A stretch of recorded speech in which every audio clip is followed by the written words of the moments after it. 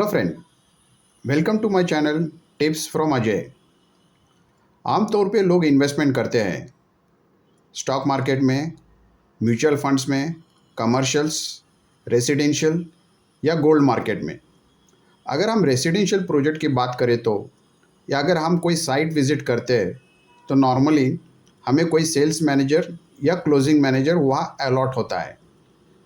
इनकी responsibility basically क्या होती है? तो क्लोजिंग मैनेजर हमें बेसिकली उस प्रोजेक्ट के बारे में पूरा टूर कराता है। वो हमें ईवी दिखाता है, उस प्रोजेक्ट का मॉडल एक्सप्लेन करता है, हमें सैंपल फ्लैट दिखाया जाता है और आखिर में हमें क्लोजिंग टेबल पे डिस्कशन के लिए लेके आते हैं। जब हम क्लोजिंग टेबल पे आते हैं तो क्या डिस्कशंस होती है? तो बेसिकली क्लोजिंग टेबल पे फ्लैट के एमिनिटीज़ या फ्लैट के अंदर की मेजरमेंट्स क्या होती है या सोसाइटी में क्या एमिनिटीज़ दिए जाने वाली है, उसको को रिलेट करते ईवी के साथ और उस प्रोजेक्ट की आपका रोड डिमार्केशन और आपका एंट्री एग्जिट पॉइंट कहाँ पे कैसा रहेगा और पोजीशन को लेके बात होती है। अब नॉर्मली ये देखा जाता है कि ये सब पूरा discussion right from the site visit to till closing of the project, इसमें बहुत बार ये होता है कि पूरा का पूरा वन साइडेड डिस्कशन होता है जो क्लोजिंग मैनेजर बोलते हैं और हम उसको एक्सेप्ट करते हैं। हमें एज ए बायर या हमें एज ए परचेसर ये देखना है कि हमें भी कुछ क्वेश्चंस, इंपॉर्टेंट क्वेश्चंस पूछने होते हैं राइट टाइम पे। तो ये क्वेश्चंस इसलिए पूछने होते हैं क्योंकि आपको उस क्वेश्चंस के जवाब भी उसी टाइम पे लेने हैं और आपको एक अच्छा डील वहाँ से उठाना है या अच्छा प्राइस पे आपको क्लोज करना है।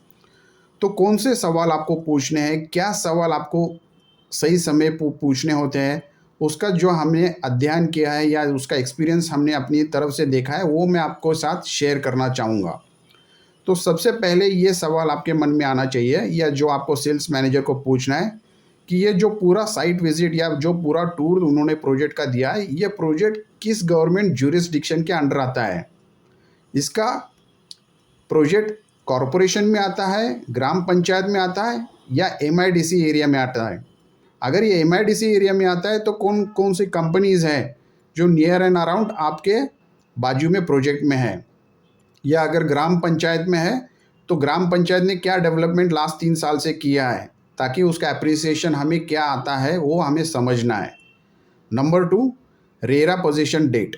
बहुत बार सेल्स मैनेजर आपको सिर्फ बिल्डर कमिटमेंट पोजीशन डेट पे ही बात करते हैं, जबकि ये देखा जाता है कि रेरा पोजीशन डेट और बिल्डर कमिटमेंट डेट 1.5 साल या 2 साल की गैप के ऊपर ज़्यादा आता है तो उसमें शायद कुछ रेड फ्लैग होने के चांसेस होते हैं। नंबर 3, आपको ये पूछना है कि ये पूरा प्रोजेक्ट जो है ये सेल्फ फंडिंग है या किसी बैंक के लोन के थ्रू ये प्रोजेक्ट डेवलप किया जाता है।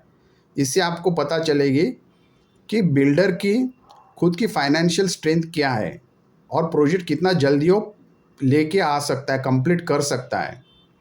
नंबर 4, आपने अगर ये माइंड बना लिया कि आपको स्टैंड अलोन टावर प्रोजेक्ट में जाना है या टाउनशिप प्रोजेक्ट में जाना है, तो अगर टाउनशिप प्रोजेक्ट की बात करते हैं तो आपके माइंड में सबसे पहला ये सवाल आना चाहिए कि कितने टावर्स आपके टावर के आजू या बाजू में आने वाले हैं और वो टावर की एलिवेशन कहाँ पे आएगी।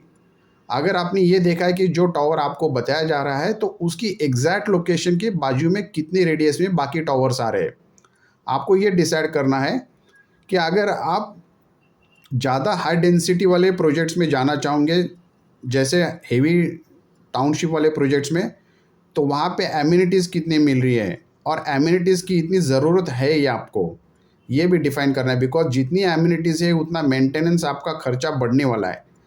तो आपको ये देखना है कि मोर एमिनिटीज़ मैक्सिमम मेंटेनेंस आपको बेयर करना है। तो आपको उतनी ज़रूरत है या नहीं है, बिकॉज अगर आज हम प्रैक्टिकल सोचते हैं तो ऑफिस भी अगर हम 9 बजे निकलते तो शाम को 7:30-8 बज ही जाते हैं, तो एमिनिटीज़ का इतना यूज़ होता है या नहीं, इसका आपको सोचना है।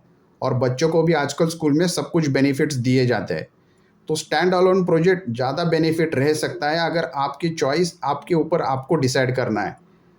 तो स्टैंड अलोन प्रोजेक्ट और टाउनशिप प्रोजेक्ट में ये वेरिएशन के बारे में आपको सवाल पूछना है।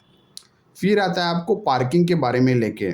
बहुत बार पार्किंग के ऊपर ज़्यादा डिटेल डिस्कशंस नहीं होती है, बट आपको ज़रूर क्वेश्चन पूछना है कि ये पार्किंग जो दे जा रहे हैं आपको, ये कौन सी पार्किंग है, ये स्टिल्ट पार्किंग है या रैम्प पार्किंग है। आमतौर पे ये देखा जाता है कि ramp parking is the best option. क्यों? क्योंकि उसमें फ्लेक्सिबिलिटी होती है, कभी भी आप गाड़ी निकाल सकते हो और कभी भी आप गाड़ी लगा सकते हो। आपको किसी के ऊपर डिपेंड नहीं रहना है, और ख़ास तौर पे मॉर्निंग आवर्स में जब पीक आवर्स होते हैं तो ये पार्किंग की समस्या बहुत ज़्यादा होती है। तो रैम्प पार्किंग का ऑप्शन एक बेहतर ऑप्शन होता है, तो उसके ऊपर ज़्यादा फोकस करना है आपको। फिर आपको पूछना है कि ये प्रोजेक्ट का जो रेट आपको दिया जा रहा है, उस रेट में और रेडी रेकनर के रेट में कितना डिफरेंस है। बहुत बार रेडी रेकनर के रेट में जो रेट आपको समझाया जा रहा है और जो प्राइस कोटेशन दी जा रही है, उसमें ज़्यादा डिफरेंस तो नहीं आ रहा है। वो समझ के थोड़ा आइडिया लगाना है कि जो रेट आपको मिला है वो रेट आपको सही है या नहीं है। और इम्पॉर्टेंट ये भी देखना है कि रेरा पोजीशन डेट को लेके आपको रेट जो मिला है, उस रेट को आपको क्या डिफरेंस आ रहा है।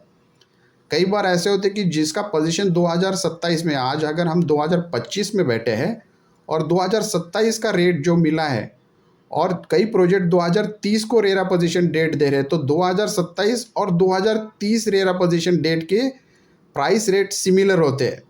तो आपको पूछना है कि 2030 में अगर ये रेरा पोजीशन डेट डाल के मुझे रेट 2027 पोजीशन का मिल रहा है, तो मैं क्यों लूँ। आप समझ रहे मेरी बात, क्योंकि मेरा पैसा तो उतना ब्लॉक हो रहा है। तो आपको और अच्छा नेगोशिएट करना पड़ेगा। जो अगर आपका प्रोजेक्ट डेट 2030 का है रेरा में, आपको हमेशा रेरा पोजीशन डेट को ही लेके चलना है।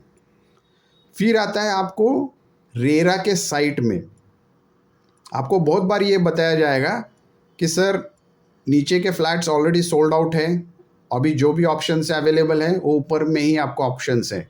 आपको ये बात समझनी कि जितना आप ऊपर जाओगे तो उतना फ्लोर राइज आपके कॉस्ट में इंक्लूड होके आपके फाइनल प्राइस पे इम्पैक्ट करेगा। तो आपको ये देखना है कि आपको ये सवाल पूछना है कि मैं आपके रेरा नंबर डाल के रेरा साइट में चेक कर सकता हूँ कि आपके एक्चुअली फ्लैट्स कितने सेल आउट हुए हैं। तो शायद उसके ऊपर आपको अलग जवाब मिल सकता है।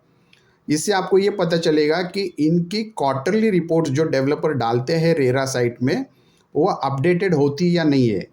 क्योंकि महाराष्ट्र गवर्नमेंट ने हर डेवलपर को कंपलसरी किया है कि इनकी जितने भी यूनिट सेल आउट होते हैं उसकी क्वार्टरली रिपोर्ट रेरा के साइट में अपडेट किया जाए, ताकि जो भी बायर है और जो भी परचेसर है उसे उस प्रोजेक्ट के बारे में पूरे detail updated information time to time मिले। तो ये जानकारी आपको उनको पूछनी है। और एक इम्पॉर्टेंट सवाल है कि आपको ये भी पूछना है कि जो रेरा के साइड में इस प्रोजेक्ट के ऊपर कोई लिटिगेशन तो नहीं है।